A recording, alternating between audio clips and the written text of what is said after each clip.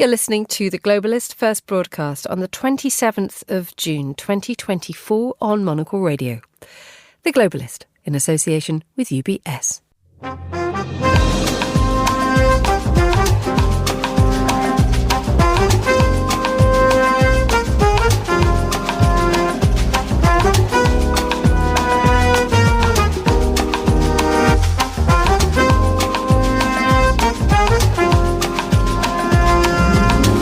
Live from London, this is The Globalist with me, Emma Nelson. A very warm welcome to today's programme. Coming up, the EU leaders gather to discuss security, Ukraine and the state of a bloc in the teeth of an identity crisis.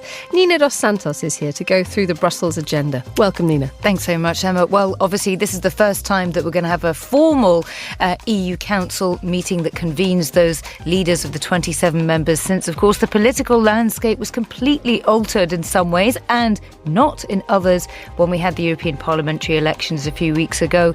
The big thing on the agenda is whether or not Ursula von der Leyen will be put forward officially to be voted upon as the next European Commission President, but there are other big deals as well, potentially Antonio Costa, the former Portuguese Prime Minister, as the head of the European Council, and Kaja Kallas as Foreign Minister, effectively, of the EU. Thank you, Nina. Also ahead on today's programme, Peru and China strike a deal on training in tech. We'll ask what this means for business and security. Plus, this has probably contributed to its status as Germany's most expensive city, but talent is nurtured here. We'll reveal the city in the top spot of our Quality of Life survey and find out why the art of Norwegian dry understatement has made an advert for Oslo something rather special. That's all ahead on The Globalist, live from London.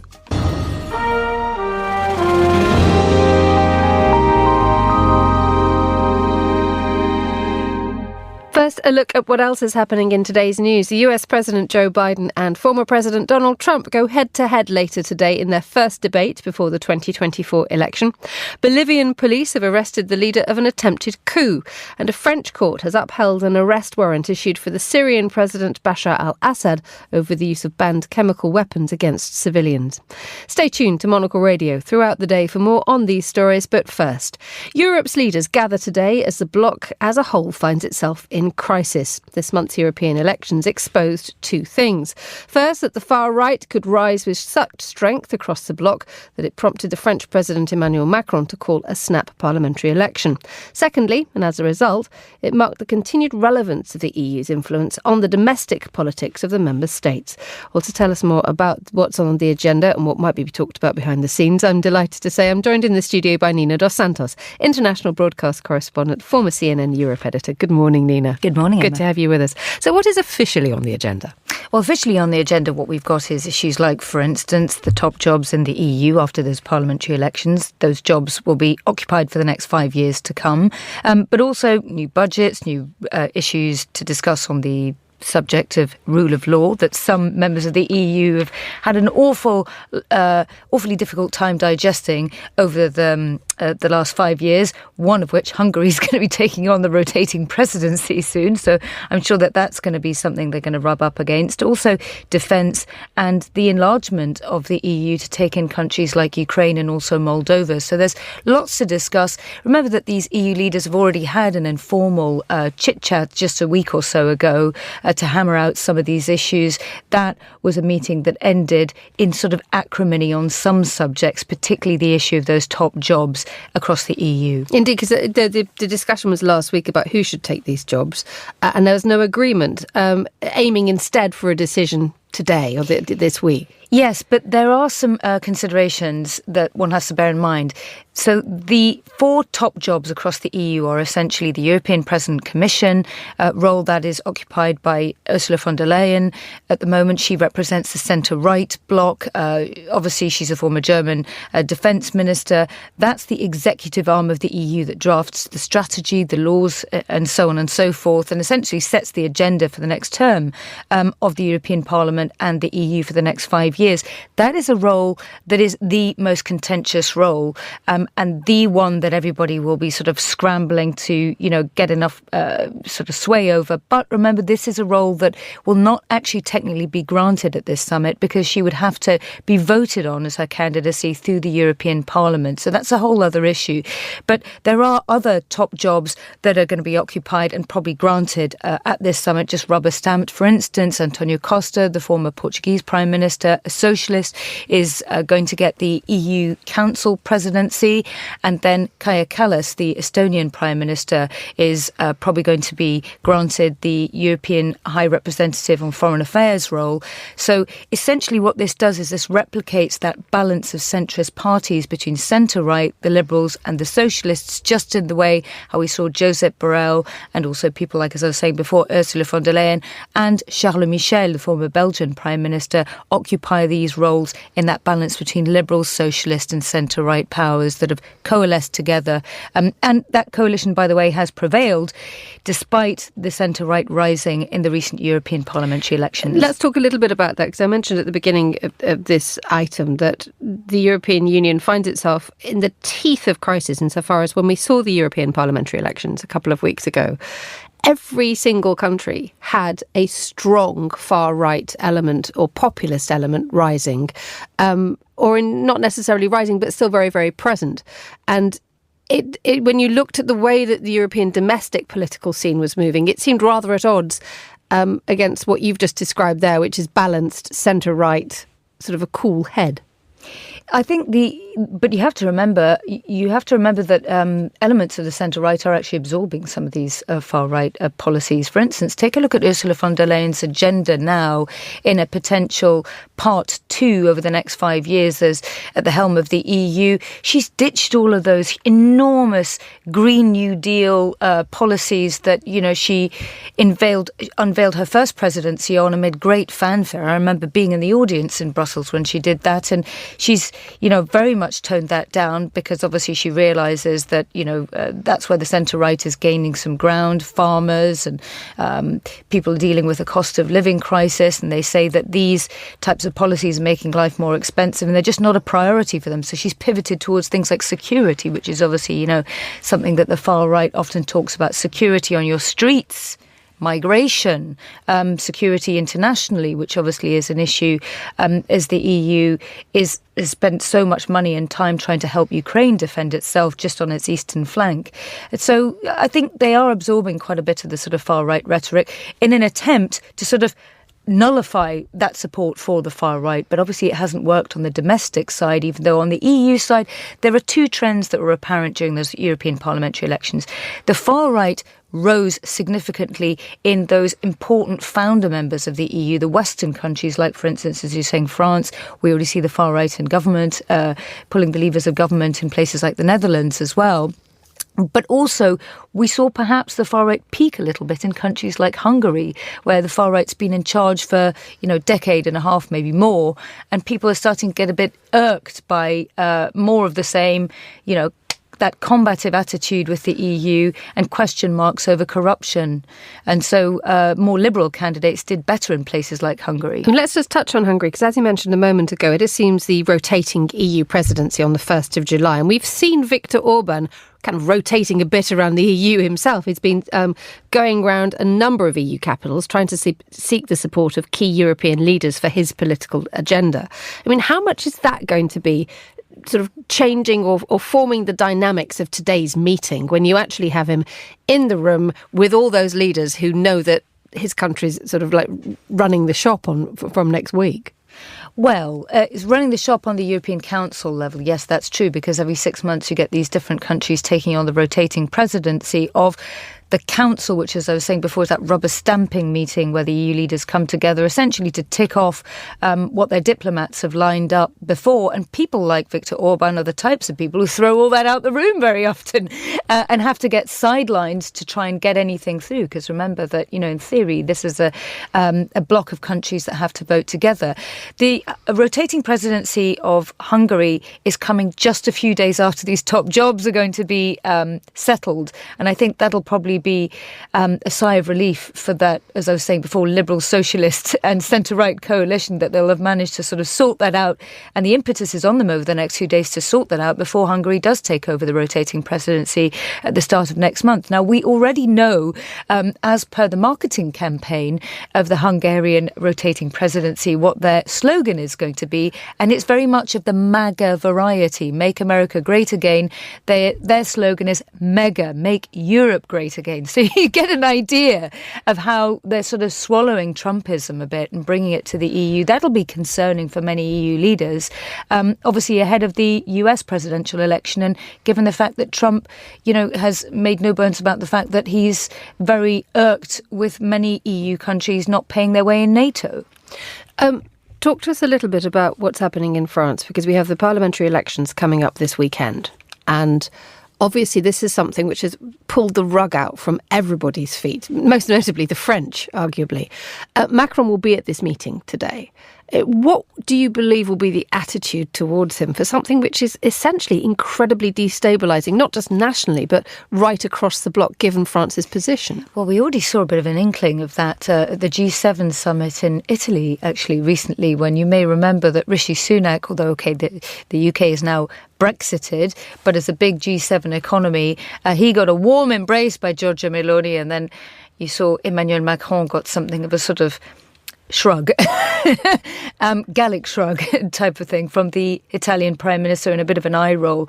So I can imagine that there's lots of people among the right and the centre-right who'll be sort of rolling their eyes a little bit at his decision here, saying essentially, look, his centrist movement over the last several years has torpedoed the centre-right, the centre-left, and where's it left anybody in one of the pivotal members of the EU if indeed he ends up losing his power base inside the French Parliament and ends up hanging on as a sort of lame duck president for the next 3 years. That's not going to help anybody. And if you think about the way that the balance of power has shifted at the top level in the European Union, it is not a very long time ago that we always assumed it was a Franco-German axis, that you would have, Merkel and at the time a buoyant Macron. Now we have Scholz. Or Sarkozy. But France was, in the leadership position, and it's not long since we were all thinking that Macron was positioning himself as leader of Europe. Now we have Scholz in crisis in Germany, and we have Macron in crisis in France. Someone was suggesting a few weeks ago that actually the balance of power now within the European Union at the top spot is arguably Polish-Italian. Absolutely, or Polish and Greek, actually, because the main two proponents of biggest backers of Ursula von der Leyen's candidacy, who sort of teed this all up, much to the irritation of Giorgia Meloni in the supper summit, the informal EU leaders meeting that we had just a week or so ago, to line up these top jobs. That was Donald Tusk and Kyriakos Mitsotakis. So it's Polish, Greek. These are countries that are having to spend a lot more on defence. They very much feel that they're closer to the front line near Ukraine. And as a result, they're the ones who are sort of steering and have, perhaps, at least in the case of Poland, a very sort of recent win. And they have the winds of change in their sails, particularly Donald Tusk. And as a result, they're the ones who are kind of steering this discussion for the centre-right, particularly in terms of sort of clinching that position of von der Leyen, who, by the way, her main agenda is now pivoted towards defence. And this is where Macron, a while ago, saw an in where he wants to sort of create a much more Franco-dominated European defence force in some way. Obviously, France is a huge weapons manufacturer, and Germany generally, for historical reasons, recent ones, obvious ones, is more pacifist. Scholz is very uncomfortable with getting involved in defence, and so he's left that way open for Macron. But now, actually, that's all changing. It's becoming a Polish and Greek dominated discussion. Nina Dos Santos, thank you as ever for joining us on Monocle Radio. You're listening to The Globalist.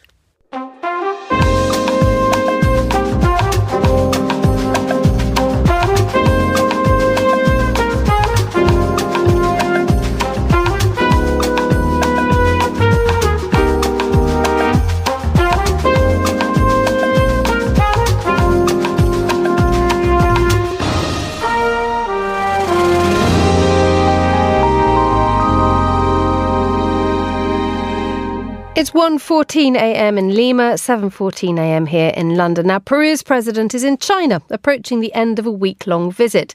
Dina Boluart has already signed an agreement with the telecoms giant Huawei to train thousands of Peruvians in new technology, including AI. Well, to tell us more, I'm joined by Natalia Sobrevilla Perea, who's a professor of Latin American history at the University of Kent here in the UK. Good morning, Natalia. Good morning. So could you just outline what's in this deal with Huawei, please? Well, the idea is that Peruvians will receive training from the media giant and that they will be able to join a specialist workforce for artificial intelligence. Just explain a little bit more about what that means for if you are a Peruvian worker and what that actually also means for Huawei. Well, I don't think that there is much understanding of what that means in practice. I think that is just another issue that Boluarte is trying to bring as bolstering jobs in Peru. The economy has been tanking and the job market is very, very slow. There is a lot of unrest in the country, and I think this is just something that sounds good. So I don't really see that it's going to be applied very much. Well, let's talk a little bit about that. I mean, it does sound very important, and it sounds as if it has tremendous significance. But when you talk about it sounds good. Is there more meat on those bones? Not really. I mean, 1,000 people. What is that going to really change? Peru doesn't have a technology sector.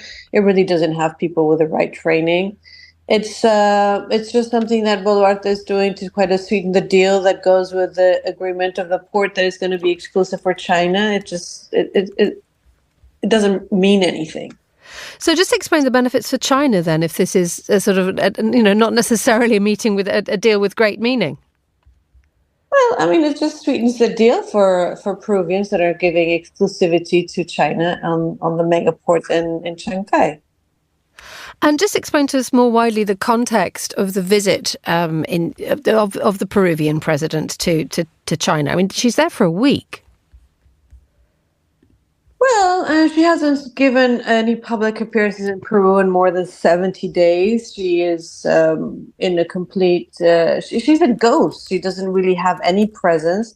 She's gone to China basically because she has this agreement with the port. Only 10 hours before her arrival, the judiciary took out the clause that was under discussion that the megaport should not be exclusive for China.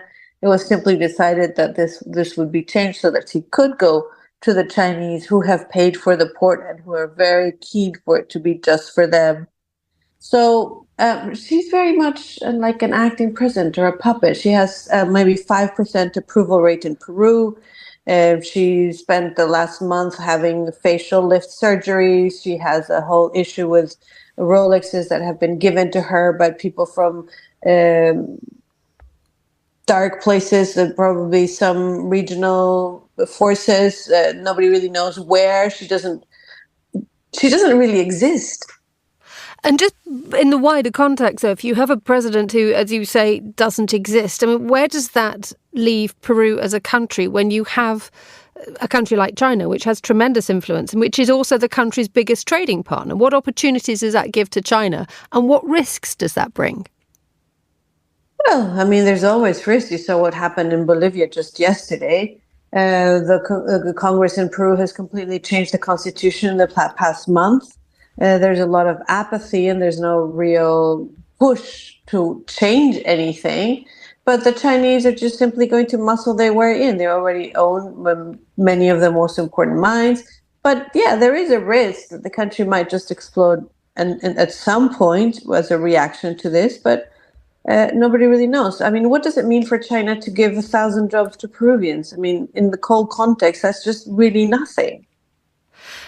And in the context of the rest of South American politics and business interests, when you have China, as you say, muscling in, what signs and signals does that send to Peru's neighbours and to the continent as a whole?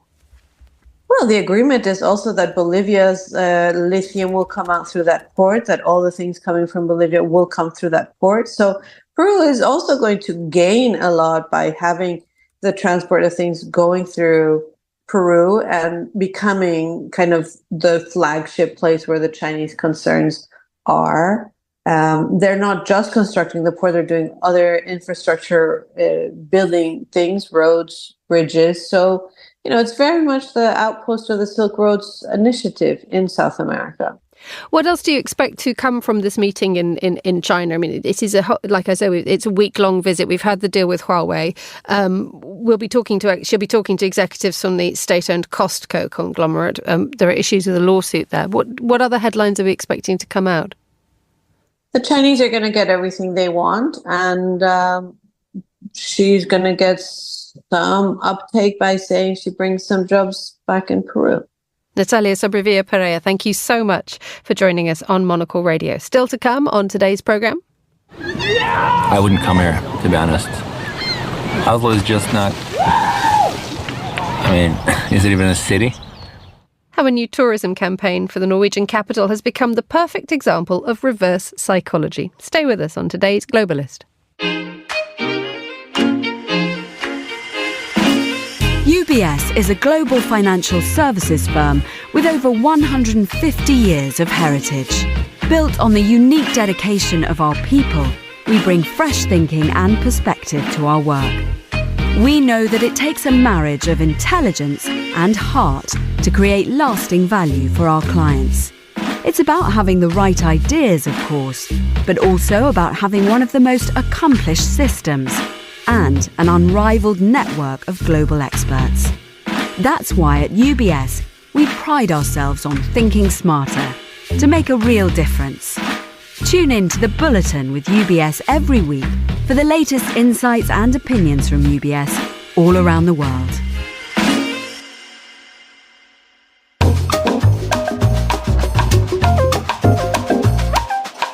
8:21 in Zurich, which is where we head now to have a look at today's papers. I'm joined from there by Gorana Gergic, senior researcher with the Swiss and Euro-Atlantic security team at ETH Zurich's Centre for Security Studies. A very good morning, Gorana. Good morning, Emma. Let's just touch on this attempted coup in Bolivia. I mentioned it at the top of the programme. We've just heard about it. Just explain to us what's happened and how the papers are covering it, please. Yeah, absolutely. So this is something that happened while we were all sleeping over here in Europe, and the coup was attempted but not executed fully.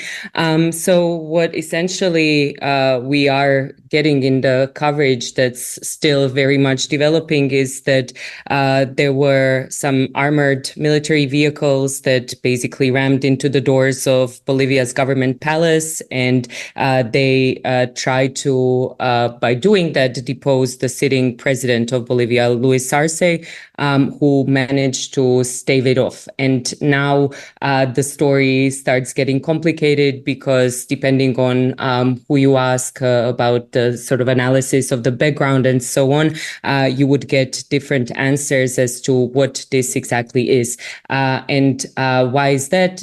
It's simply because the background is one of political crisis that has been brewing in Bolivia, given the splinters within the sort of left end of the political spectrum over there. So the former president, Evo Morales, who I think became one of these household names in terms of Western hemispheric politics, sort of very, very prominent president of Bolivia, former president, and his once upon a time sort of student or disciple, the sitting president, who is also hailing from that sort of left wing of the political spectrum. But they have fallen out, apparently, and there are elections that are coming in Bolivia. They're scheduled for next year. So a lot of the analysts see this truly as a kind of a genesis of this power struggle that has spilled over into what we've seen over the past couple of hours, really the sort of military on the streets and basically storming the capital there.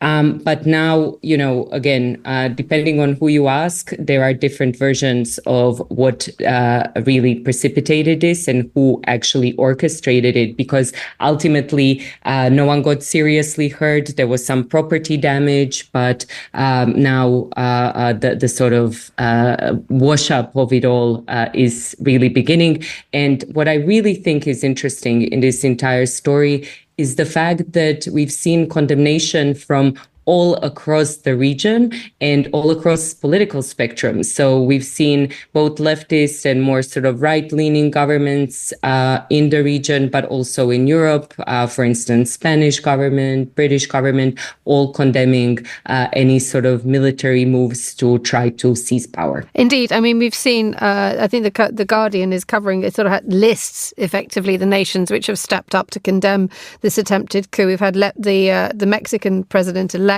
Claudia Sheinbaum called it an attack against democracy. Venezuela's president has urged Brazilians to defend democracy. Brazil stepped in, Paraguay stepped in, and there's been condemnation from Europe as well. This is clearly a continent which is looking at Bolivia with a very, very sort of concerned eye. Yeah, absolutely. And I think this is something that, at least, to us who are sort of students of international relations, smells a lot like Cold War. Then it was really not that uncommon, unfortunately, to see military coups and to see actually those sort of overthrows of government that were very much in purpose for the kind of greater power competition equation that was happening systemically, right? And we obviously know the role that the United States played in that throughout the Cold War. But really, this time around, it's not clear that there has been any sort of external influence that has precipitated this, but truly that we would be better off looking for the sort of reasons and organizers within Bolivian polity. And again, I think that where a lot of the analysis so far converge is that this is basically a reflection of the power struggle within the left end of the political spectrum in Bolivia. Let's have a look at the fact that we're looking ahead to the first Biden-Trump debate later on. I mean, what are the papers saying? I think I spotted somewhere a rather unforgiving article giving the warning signs that people will be looking at Joe Biden to see effectively what his cognitive skills are up to, but also looking at Donald Trump and seeing how he fares without a live audience to fire him up. Yeah, absolutely. I mean, this debate, which is historically unprecedented because it's happening right before summer. Normally, when we get into the presidential election season in the United States, really the kind of the peak is in autumn, and this is when the debates start happening and so on. But this debate has been more or less provoked by the Biden camp to basically try to push back against all these doubts about President Biden not quite having what it takes. And for him, it's really going to be one of these occasions where he actually wants to communicate that he is up for the job, that there are no major stumbles when he's on the stage, that he's able to kind of command the stage and to have a clear message. And there are a couple of themes that are running up in the sort of lead up to the debate where he wants to pin Donald Trump on issues like abortion or immigration, and then this overarching theme of preserving democracy that the campaign has been running with. On the other hand, for Donald Trump, there's kind of two schools of thought, I would say, where one side would say he just needs to stick to his usual sort of stoking up grievances. It's worked for him so far, but others would say he would be better off focusing on issues rather than just grievances, and then to try to not look unpresidential, whatever that means, but to kind of still be in that play visually that he might be be sort of more agile than Biden and so on. And, as we speak about that, again, we are talking about two men who are in their well into their late 70s or early 80s. So let's just see how it plays out. But again, we are sort of in a very uncharted, unprecedented waters. But then again, this is what we've been saying about US politics for quite some time now. Corona, we are a long way down the tracks since Nixon, Kennedy first, that initial debate reshaped the way that we see presidential and leadership elections, when you have a sweaty, unmade up, tired Richard Nixon going against a smooth, slick and ultimately triumphant Kennedy. How much does tonight's debate actually matter? I think overall it's going to matter for at least the kind of next news cycle, for I think maybe appealing to some of the, I would say, supporters primarily of both presidents, or those leaning to, or former president and the sitting president. And ultimately, we also have to understand that at the moment in the United States, there's a lot of these double dislikers or double haters who actually don't like either Trump or Biden. I'm not quite sure that, by watching this debate, anyone is going to be persuaded to change their minds. But I think that more so, this is something to try to rally up a bit more of that enthusiasm within both camps, or kind of those that are leaning more to a particular candidate. And I think here, Joe Biden truly is the one that needs a bit more of that support. So if he is yet again able to prove,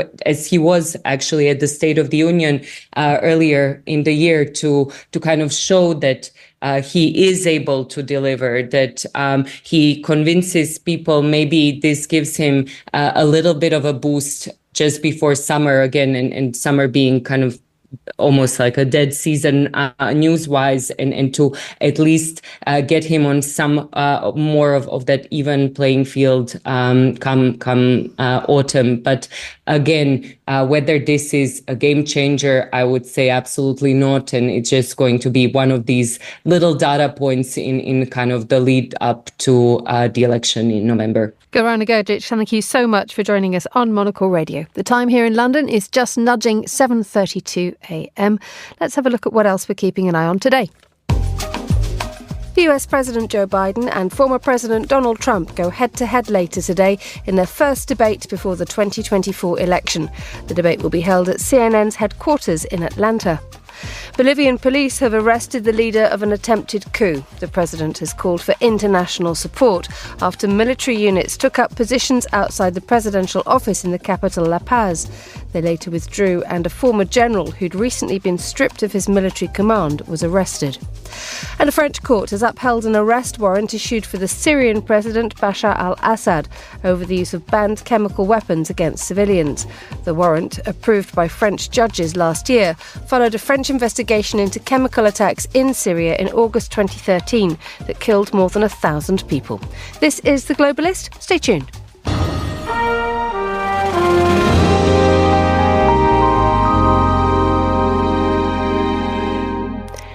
Now, today sees Monocle's brand new July-August double issue hit the newsstands. And in it, you'll find our annual Quality of Life survey. And all this week on The Globalist, we've been going through the rankings to find out which city has taken the coveted number one spot. Well, to reveal it all, here's Monocle's Chris Chermak with a look at Germany's economic engine, Munich.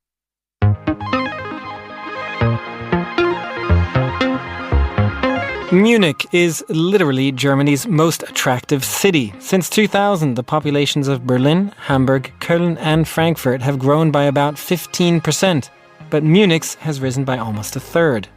One reason is the city's economic and intellectual draws. Of Germany's 40 largest companies, 7 hail from Munich. This has probably contributed to its status as Germany's most expensive city, but talent is nurtured here.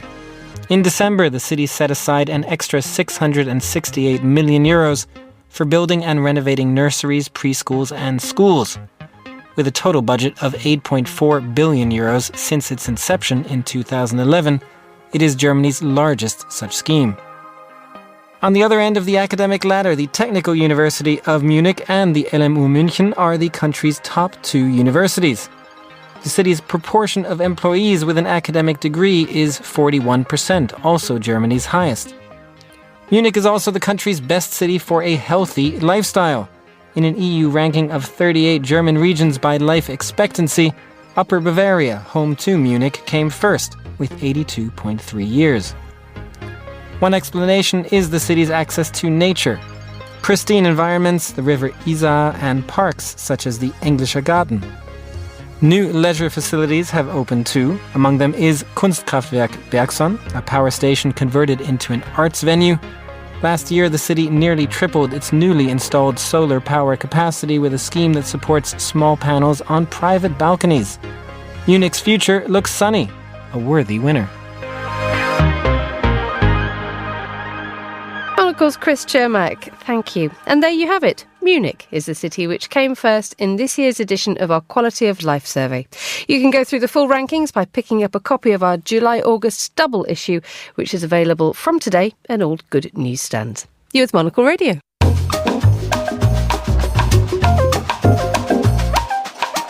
7:35 a.m. in London, 10:35 a.m. in Dubai, where a multi-billion euro rainwater drainage project has been approved to protect the city after floods earlier this year brought it to a standstill. To tell us more, Mustafa Al-Wari can join me now, a journalist and writer based in the UAE. Welcome back, Mustafa. Good morning, Emma. So just recap what brought this decision about, please.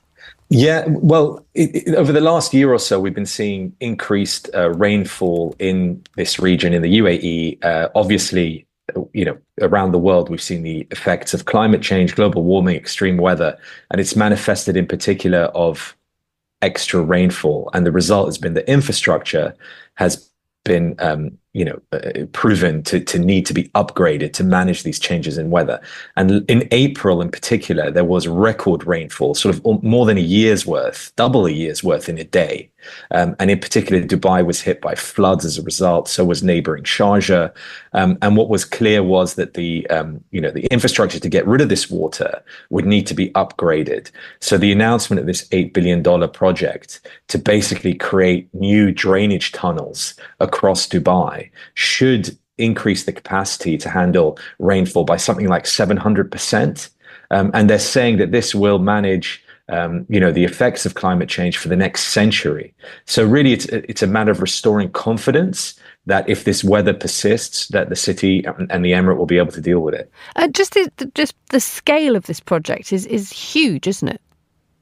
Well, yes, it is. And I think it goes to show that the government wants to make it very clear they're taking this very, very seriously. There was a lot of flooding in April in Dubai. There was a lot of damage to property and infrastructure, to cars. And people were affected for at least several days. Businesses were disrupted.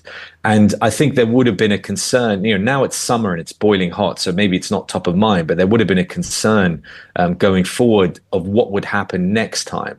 So this really shows that the government and the authorities want to tackle the problem head on and give people confidence. Now, this is a long-term project, obviously. It will take time for these tunnels to be built, but we know from our experience of this part of the world, Dubai and the UAE, they don't do small projects. They do massive projects, and they tend to deliver them very well. Just tell us a little bit about what's happened first here, because this project is, as you said, designed to protect Dubai for up to a century. And this is a huge project, as you have mentioned. However, the floods that really seized the headlines only happened in April. So how much of what is being published now is a result of what we saw a bare 2 months ago?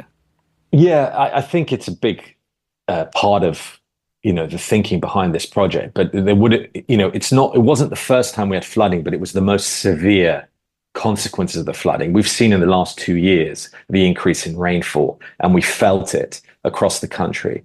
It seemed that we'd be able to manage it, that their disruption would be minimal. But what became clear in April this year, that if we do continue to have immense amounts of rain in a short period of time, much, much more than was expected, then the infrastructure would not be able to cope. So it became a matter of urgency to tackle this, that, maybe they might have had a few years to put this in place, and this might have happened over time because, Dubai is constantly being developed with new property projects. But now what they've made clear is they have to make this infrastructure a priority at the moment because of the quick and rapid changes in the weather at the moment. It will take the best part of a decade to do. And what does that say about the speed at which the UAE can operate? Is that something to do with this? A good decade is a long time when we're seeing the effects of climate change in a very real way in Dubai. Does 10 years seem like a reasonable period, or is there something to be said about speed being of the necessity here?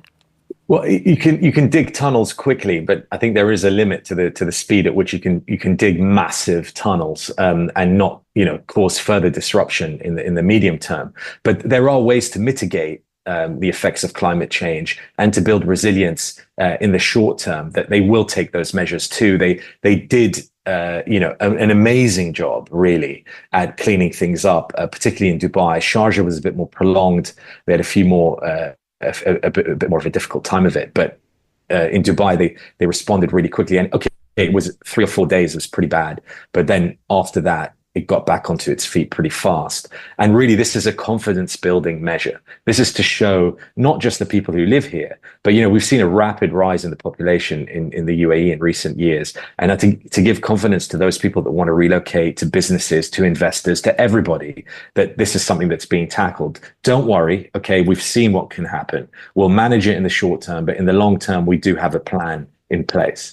And tell us a little bit more about the sort of whether that has been sort of taken up in a positive way in Dubai, whether people have said, okay, we'll go for it. As I said, it's boiling hot right now, as it is in much of Europe and the US. And so it's not immediately top of mind. We kind of got through April. And, we're a young country, we're a young population in a way. We tend to kind of move on from things. But there would have been a point in the next 6 to 9 months that this would have become an issue. And so now we have that long-term plan in place, as well as the short-term measures. But the truth is that for the next couple of years, this will be a fact of life, like it is anywhere else. And so the next time there's going to be big rain forecast, I imagine we will all be on tenterhooks. We will all be that much more sensitive to what might happen. And hopefully that will mitigate things in advance. But the reality is that climate change is coming for all of us around the world. And this is the manifestation here, is the extra rainfall, which is not something that I think anybody anticipated 25 years ago. So we're really having to roll with it at the moment. Mustafa Alrawi, thank you so much for joining us on Monocle Radio. You're listening to The Globalist. UBS has over 900 investment analysts from over 100 different countries. Over 900 of the sharpest minds and freshest thinkers in the world of finance today. To find out how we could help you, contact us at ubs.com.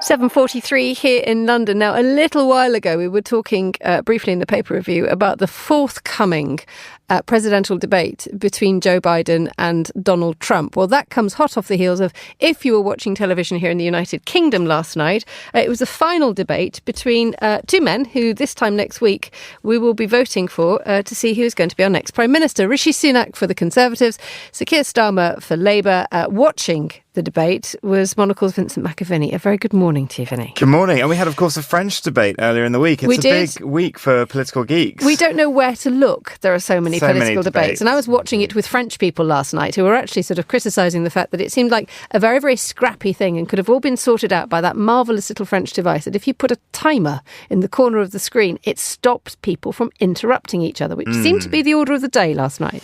Yeah, and I think, we know that tonight in Atlanta on the presidential debate, one of the things the Biden camp insisted was that when a candidate is talking, the other person's mic is completely off. And they also removed an audience, whereas last night that wasn't the case. Rishi Sunak was interjecting heavily over Sir Keir Starmer. There was also audience there. Rishi Sunak, I don't think, got a single laugh. Or sort of, clap or cheer, whereas there were points throughout where Keir Starmer did. His trajectory over the past couple of weeks on these TV debates, because the format has shifted each week, but he's essentially become more comfortable in interviews and in these formats and got better as time went on. Now, he wasn't as good last night, again, head-to-head with Rishi Sunak as he was, say, doing a sort of in-depth interview with the likes of Beth Rigby on Sky and then facing direct questions from the audience. He still let Rishi sort of try and disrupt him enough that it stopped his flow and he became a bit long-winded. But he did land way more punches. He went straight in an attack on Rishi Sunak and his party over the betting scandal, which is the suspension of several MPs in the Conservative Party who are accused of having bet on the date of the election, allegedly, with knowledge that that election date was coming. And he was pretty relentless on that attack and also drawing in things like Partygate, the mishandling of COVID, mishandling of Brexit, and really trying to sort of stick it to him. But the line that came out from Rishi Sunak, and he is good at one thing, and it is message repetition. Essentially, every few minutes, his line was, "Do not surrender." He was trying to get his own base, who are somewhat deserting him, who the polling says aren't particularly liking him and aren't even bothering to turn up to vote next week. It was all, don't surrender the economy to Labour, don't surrender your family to Labour, don't surrender your home to Labour, coming up with some quite mad ideas as to what he thinks Labour are going to do.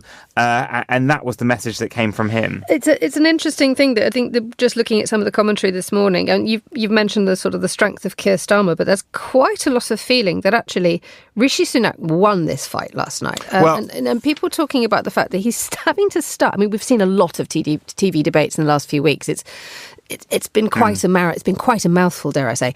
But on every occasion, Sunak seems to have to start each thing with an apology, either for not going to the D-Day commemorations, for what's been going on with the gambling scandal at the moment. Yet, a sort of a scrappy, interrupting, combative Prime Minister who is clearly on the ropes, perhaps knows he's on the way out and is past caring, so just goes for it. Yeah, and, Rishi had nothing to lose and Sunak has everything to lose because he has a 20-point lead that isn't shifting. I think the coverage is wrong. I think what is really significant, this is the election that signals the death of the British tabloid as an influence. Because last night, the Snap poll was 50-50 Keir Sunak, to Keir Starmer and Rishi Sunak. Now, when they did the ITV debate, Sunak won by sort of 2%, but then the actual in-depth polling the next day showed, no, that wasn't the case. And on the breakdown last night, trustworthiness, Keir wins 50-39, likability 52-33, in touch with voters 63-18, prime ministerial 42-41. So when you break down into categories, Keir Starmer won. What is interesting with the papers this morning, the Express, the Mail, obviously papers of the right of centre, laying into Keir Starmer, and then you've got this weird situation at News UK where they can't figure out what Rupert Murdoch wants them to do. The Times seems to be more critical of Labour than The Sun is. The Sun is trying to hedge. They're still trying to be, it's The Sun what won it, but they still haven't declared. But let's be honest, after the pandemic, their circulations are in freefall and they're mattering less and less. The real battle in this election is in the social media. It's in the clips that get shared of the debate. It is in the memes that go around. And I think this election is the one where really British tabloids no longer really matter. And in that context, how relevant now is a debate such as the one that we saw last night? I mean, we mentioned a little earlier on the fact that, the Joe Biden-Donald Trump debate is going to be it is a step in a very, very long journey. And it is, again, a far cry from Kennedy-Nixon, which defined a generation's sort of appraisal of elections. I mean, one wonders how many people were watching last night, and indeed how elegant an event it was, given the fact that I watched it in detail and I can only remember one significant question, which was a man standing up saying, "Are you two all we've got?" Yeah, and I think the other big moment that stood out, though, is Keir Starmer saying, when Rishi Sunak was talking over him, look, if you just listen to people in this room and across the country, you might not be so out of touch. And that got a massive round of applause as well. I think the difference between the US and the UK is the US is putting in place a head of state who never has to debate anyone. It's not a skill that's actually needed in the duration of the term.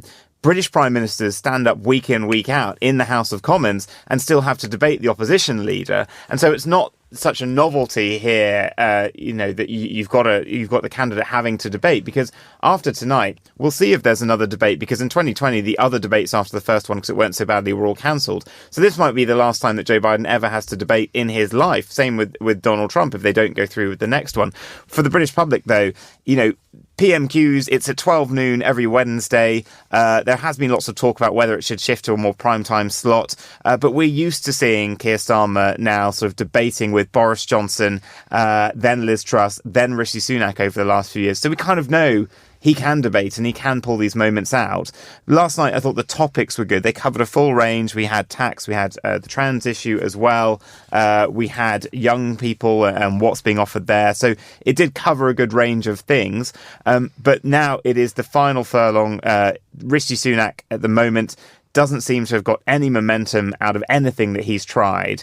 And in fact, he's had an election campaign much like Gordon Brown, the last Labour Prime Minister, where the Gillian Duffy moment, which is when he famously was caught in a hot mic calling a woman a bigot, the D-Day moment for Rishi, I think, is all that he'll be remembered for, really, of this election in British politics. And just looking ahead to the next week, I mean, it is already being published on websites after website about where everybody is today. Sunak's back on the campaign trail for for the first time in a few days. So Keir Starmer is in the northwest, and then he heads down to the Midlands. There is still that sense of they have to get out there and kiss babies. This is the air miles. And, I've covered this point in elections before. You are off and on planes. You are off and on trains. You're off and on coaches with these leaders. You are going, all four nations of the UK. Well, Labour doesn't campaign in Northern Ireland, but you are sort of going all through the nations of the UK. You can have the breakfast in Scotland, and then you can have lunch in Cornwall, and you can be having dinner in North Wales. They really do cover the length and breadth of the country. What's interesting, though, I think, particularly with Rishi Sunak, as we've seen, he is having to go to seats where Conservative prime ministers, should never have to go. Seats with majorities of 20,000 plus, because he's on a rearguard action to defend, try and get his own base out, because, the polling is a little bit all over the place. As we know, the polling industry around the world is struggling because it's struggling to connect with people, landline phones, RIP. But I do think that when you just talk to people, even anyone when you talk to Conservatives, they're just not even themselves that enthused about going to the polls next week. And, if we have a rainy day, if it might be a cold day, the weather, we were in a heat wave this week, but the weather has been pretty duff this summer so far. If it's not a nice weather day next week, that really impacts the Conservative vote, which tends to be older, more frail, and might need a lift or something to get to the polls. They might not just bother. 21 degrees Celsius and sunshine, apparently. Wow. We'll see. It's a long way off. Vincent McAviney, thank you so much for joining me in the studio.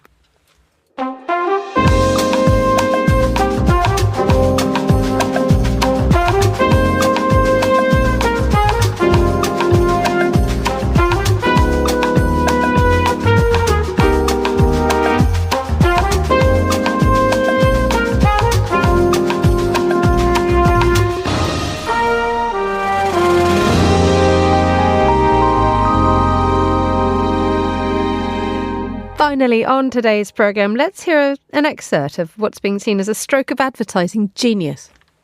Oslo feels more like a village, maybe. I mean, you walk around a corner and it's like, oh, there's the Prime Minister. And you walk around the next corner and it's like, oh, there's the King. That is the latest campaign by Oslo's tourism office, and it's being heralded as a perfect example of reverse psychology. To tell us more, I'm joined in the studio by Monocle's Gunnar Grönlid. Good morning, Gunnar. Good morning, Emma. Just explain to us, that was just a little excerpt of a longer advert, which it sort of has a really kind of like low, deadpan, don't come to Oslo tone to it, doesn't it? Yeah, like you said, they're taking a bit of a reverse psychology style to this. So the ad basically features this resident Oslo Norwegian who's sort of telling everyone not to come to Oslo and asking, is it even a city? It's such a small place. You can walk across the city in 30 minutes. There's no wait times. But by delivering this in a deadpan style, he's actually telling us all about the good qualities of Oslo. And it seems to be working. It does seem to be working. It also is very beautifully juxtaposed. Where I think the opening shot is a man looking, our protagonist looking rather bored, saying there's nothing to do here. Meanwhile, behind him, everybody's jumping into the water, having an absolute whale of a time. Or he finds himself in an art gallery going, well, it's not exactly the Mona Lisa, referring to what is clearly Edvard Munch's Scream. Yeah, exactly. It is one of the neatest examples you've seen of actually summing up quality of life. Mm-hmm. In a lovely way. Is there something typically Norwegian about this understated approach? Well, there's certainly something very Norwegian about the sense of humour. I mean, this is exactly the kind of TV shows and things like that I used to watch growing up. And so it's nice to see the tourism agency kind of embracing the Norwegian sense of humour instead of going with the regular glitz and glamour. Come to the city, it's so exciting, it's so this, smiling and all this kind of stuff. Instead, he's just delivering the whole thing, never smiles. Nothing. And there has been an enormously positive reaction to this, hasn't there? Yeah, it's gotten several million views now just in a few days. And I mean, hopefully it works. It actually delivers what it's trying to do. Obviously, we don't know yet, but Oslo's already growing a lot in terms of tourism. It's grown by some 26% since before the pandemic in international arrivals. So I think what Oslo is also trying to do now is they don't want to end up, say, with the problem that the Netherlands have with over-tourism and very sort of obnoxious, loud and destructive tourists. So I think the other thing they're trying to do is be very sort of selective. People who get this sense of humour and actually want to go to a city like this that's more quiet, more peaceful, somewhere to go, not to be loud and annoying. Hopefully it delivers on that. How much does Oslo, I mean, you mentioned the fact that there are fears of over-tourism, but how much does Oslo need tourism, and what proportion of the economy is dependent on it? Well, for a long time, because we've always just very comfortably coasted by on the oil wealth, we all know that that's sort of, that has to come to an end eventually. And so Norway does want to sort of diversify its economy. It's trying to bet more on business, on small startups and stuff like that. So Oslo is becoming a really big startup hub. And tourism also obviously has to be a part of that if we really want to diversify the economy. Tell us a little more. I mean, full disclosure, you are Norwegian. We should have said this a few moments ago. So I think we all knew by the time you'd finished your last sentence. If you were to jump on a plane and go to Oslo this afternoon, what highlights would you recommend to someone who'd never been before, given the fact that this advert has absolutely summed up the quiet and the intimacy and just sort of the friendliness of Oslo? Where would you send us? Well, first of all, I would definitely take you to the place that he mentions. It's not exactly the Mona Lisa, but it is Edvard Munch. I would take you to the Edvard Munch Museum. That's one of my absolute favorites there. The Maritime Museum is fantastic. And of course, you have the architectural studio, Snøhetta's iconic opera house right by the center. And right next to that, you can go swimming in the fjord. And then one thing that we point out in the new quality of life issue, Oslo has risen to spot number 13 from being 19 last year. The city's just become a lot more people-friendly instead of car-friendly. So now you can really just walk around anywhere and find really nice cafes with outdoor seating. So I would really just walk around and see what sort of grabs your eye and have a seat. Gunnar, thank you for that. And thank you for also pointing out that Monocle's July-August double issue is out today, where we have our quality of life countdown laid out for you. Number 13 is Oslo. And as we heard a little bit earlier today, Munich takes the top spot. Well, that's all the time we have for today's programme. Many thanks to all my guests and to the producer, Vincent McAviney, Tom Webb and Angelica Jobson. Our researcher was George Ruskin and our studio manager was Steph Chungu. After the headlines, there's more music on the way. The briefing's live at midday here in London and the Globalist is back at the same time tomorrow. I hope you can join me for that if you can. But for now, from me, Emma Nelson, goodbye. Thank you very much for listening.